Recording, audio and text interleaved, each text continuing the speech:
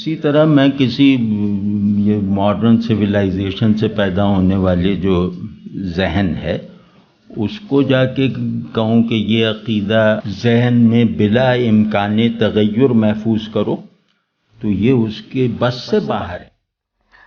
ہم اس بات سے متفق نہیں ہیں۔ دیکھیں ڈاکٹر صاحب نے علم کی ایک تعریف یہ کی ہے کہ علم آبجیکٹو کا دوسرا لوکیل بنانے کا نام ہے۔ تو علم ہے موجود کا دوسرا لوکیل بنانا، سبجیکٹو آبجیکٹو کا ایک لوکیل بنا لیتا ہے۔ یہ تعریف باطن نظر میں بڑی ٹھیک اور درست تعریف نظر آتی ہے، اور یہ وہی تعریف نظر آتی ہے علم کی، اور یہ وہی نظریہ علم ہے جو ملا صدرہ کا نظریہ علم ہے۔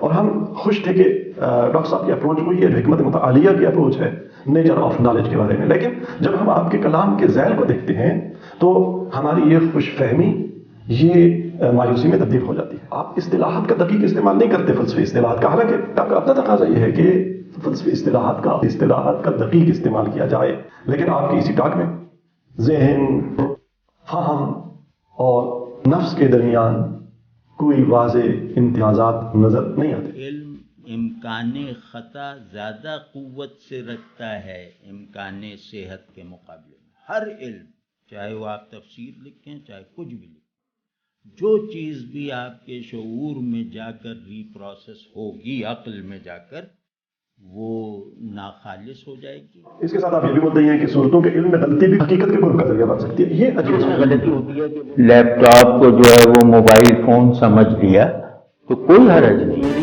یہ ایمانی افادیت پر منتج ہوگی۔ یہ عجیب لاجک ہے، یہ بالکل بات سمجھ میں آنے والی نہیں ہے۔ علم صحت اور ثواب کے یقینی اور حتمی امکان کے ساتھ ہے، ہماری اسٹیٹمنٹ یہ ہے، جبکہ آپ کی اسٹیٹمنٹ یہ ہے کہ علم خطا کے یقینی اور حتمی امکان کے ساتھ ہے، اور ان میں بہت فرق ہے۔ ایک فارسی شاعر کے بقول خشت اول چون حد معمار کچ تاثریا میرا دیوار کچ، جب ایک انسان فکری بیس نادرست اپنا لے تو اس فکری بیس پر جتنے نظریات اپناتا ہے وہ بھی نادرست ہوتے ہیں، اور ہم سمجھتے ہیں یہی خطا یہاں سر ضروری ہے۔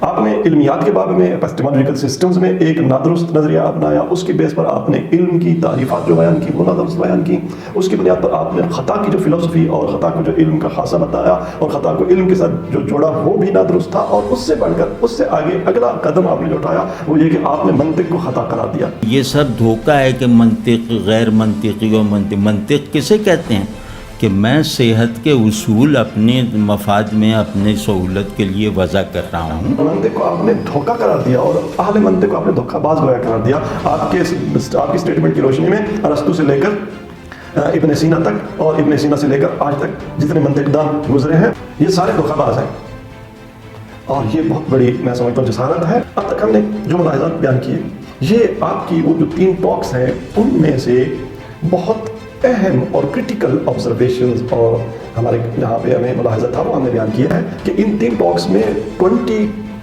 آبزرویشنز اور کمنٹس کم از کم موجود ہیں۔